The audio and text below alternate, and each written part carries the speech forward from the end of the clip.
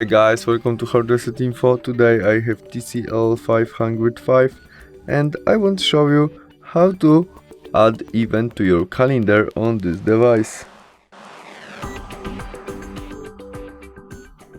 To do that, swipe up the screen and open calendar application. Now we can change view for month to be easily to add and tap on the day when we want to add our event, maybe 27th of March. There is plus icon and event. First, we can add title of our event what you need. There we can add event to calendar of our group on Gmail. There we can set it will be all day or when we will start and finish. Repeat of our event if we need it. There we can add event to our people calendar. We can make video conference when event starts.